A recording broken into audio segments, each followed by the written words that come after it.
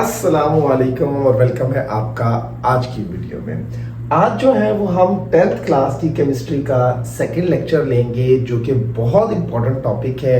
मैं कहता होता हूँ कि ये टॉपिक आपका लॉन्ग क्वेश्चन में भी आ सकता है, और अगर आप इसको थोड़ी अच्छी तरह से सुनेंगे तो आप यकीनन इसमें मैक्सिमम मार्क्स स्कोर कर सकते हैं। ठीक है, तो बात है कि लॉ ऑफ मैस एक्शन क्या होता है। पहले तो हमें इसकी डेफिनेशन को समझना है, फिर इसमें कुछ टर्म्स हैं उनको अंडरस्टैंड करना है, एंड आफ्टरवर्ड्स हम एक्विलिब्रियम कांस्टेंट को डिराइव करेंगे और देखेंगे कि एक्विलिब्रियम कांस्टेंट एक्चुअली में होता क्या है। ठीक है, तो स्टार्ट करते हैं आज का लेक्चर।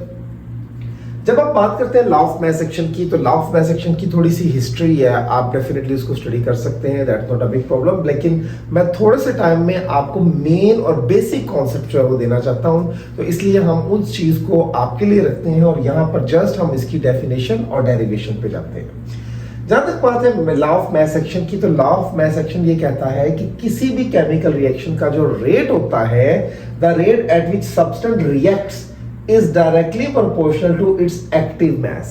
अब सवाल क्या आता है कि हमें ये कह दिया गया कि जो भी सब्सटेंस रिएक्ट कर रहा होता है ना, उसके रेट का कितनी जल्दी से वो रिएक्टेंट से प्रोडक्ट में जा रहा है, वो सारा एक्टिव मैस पे डिपेंड करता है। इसकी मिसाल मैं आसान लफ्जों में आपको ये दे देता हूं कि जब भी कोई भी केमिकल रिएक्शन हो रहा होता है, सपोज करें ये केमिकल रिएक्शन हो रहा है, तो ये सारे के सारे रिएक्टेंट्स प्रोडक्ट में कन्वर्ट नहीं हो रहे। कुछ रिएक्टेंट इसमें से ऐसे हैं जो प्रोडक्ट में कन्वर्ट हो रहे हैं। उस रिएक्टेंट्स के उस specific concentration of the molecule को जो कि रिएक्टेंट्स में कन्वर्ट हो रही होती है, उसको हम एक्टिव मैस कहते हैं। एक्टिव मैस को बेसिकली शो किया जाता है मोल पर डेसीमीटर क्यूब से।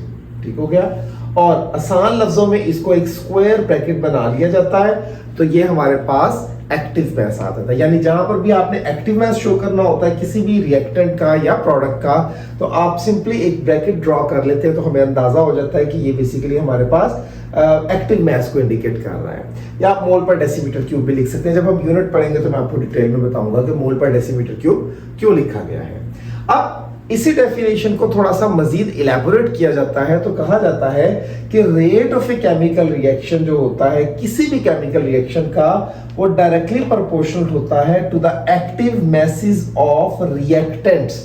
रिएक्टेंट्स के एक्टिव मैसेज और उनका प्रोडक्ट, यानी जो हमारे पास रिएक्टेंट्स होंगे उनके एक्टिव मैसेज का product and raise to power their coefficient, और उसके साथ अगर कोई कोएफिशिएंट आ रहा है, चाहे 1 2 3, 1 तो नॉर्मली हम लिखते नहीं, लेकिन अगर 2 3 4, क्योंकि कल हमने पढ़ा था N2 + 3H2 double arrow 2NH3, तो 3 और 2 जो आ रहा होता है ना, जो यहाँ पर लिखा हुआ होता है 1 2, यहाँ पर नहीं बल्कि यहाँ पर उसके साथ, तो उसको हम कह देते होते हैं कि वो हमारे पास उसके कोएफिशिएंट है, तो वो उसकी पावर बन जाएगा। ठीक है, तो ये हमारे पास है लॉ ऑफ मैस एक्शन। अब इसी लॉ ऑफ मैस एक्शन को हमने अप्लाई करना है एक हाइपोथेटिकल अज्यूम किए हुए केमिकल रिएक्शन पर, और देन हम इसको देखेंगे कि किस तरह से वो अज्यूम्ड रिएक्शन से हम अपने वैल्यू निकाल सकते हैं एक्विलिब्रियम कांस्टेंट की। तो आइए स्टार्ट करते हैं। तो अब सबसे पहले तो हमें एक हाइपोथेटिकल किस्म का रिएक्शन लेना है, जिसमें अगर आप देखें तो हमें डिटरमिन करना है एक्विलिब्रियम कांस्टेंट। तो एक हमारे पास small a capital A plus small b capital B double arrow which indicates के हमारे पास रिवर्सिबल रिएक्शन है, small c capital C small d capital D। ये जो a b स्मॉल लेटर वाले हैं, ये मोल्स, नंबर ऑफ मोल्स को शो कर रहे होते हैं, और चूंकि ये बैलेंस केमिकल इक्वेशन है तो इसलिए हमें ये c b d कुछ भी हो सकता है, तो हमने इसको यहाँ पर ऐड कर दिया।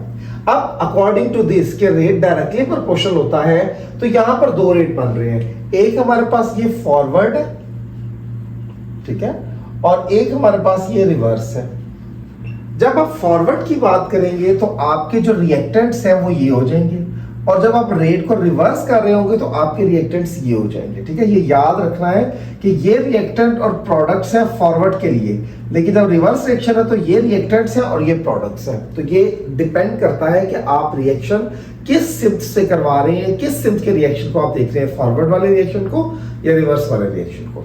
तो हम पहले फॉरवर्ड की बात करते हैं कि rate of the forward reaction according to the law of mass action is directly proportional to the product of the active masses of the reactants raise to power their coefficient, तो उनके जो coefficient है उनकी power बन जाएंगे। अब आपको पता है प्रोपोर्शनलिटी साइन को खत्म करना हो तो हम कोई भी कांस्टेंट से मल्टीप्लाई करते हैं, तो वो हमारे पास के एफ आ गया है, ठीक है। तो ये हमारे पास रेट ऑफ फॉरवर्ड रिएक्शन यहां तक निकल आया।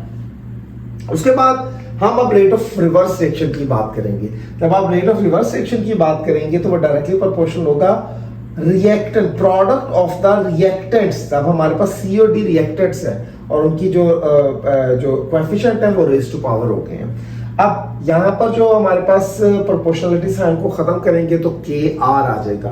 तो ये भी हमारे पास जो है वो सिचुएशन आ गई, rate of forward and rate of reverse reaction.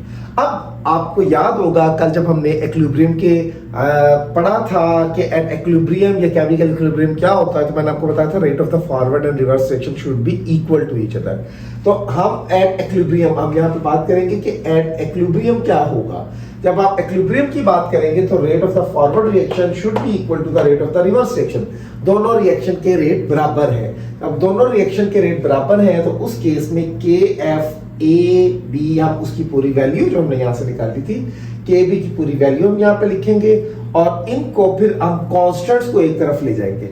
यहाँ पे याद रखना है कि फॉरवर्ड वाला कांस्टेंट ऊपर होना चाहिए और रिवर्स वाला नीचे होना चाहिए, और ये रिएक्टेंट्स जो है वो इधर चले जाएंगे और ये के आर इधर आ जाएगा।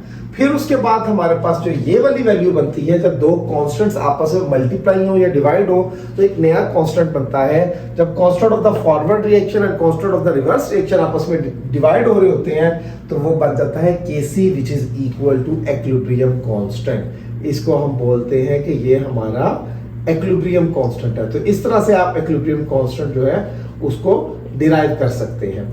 आसान लफ्जों में देखेंगे तो ऊपर प्रोडक्ट्स होंगे और उनके कोएफिशिएंट्स होंगे और नीचे रिएक्टेंट्स होंगे।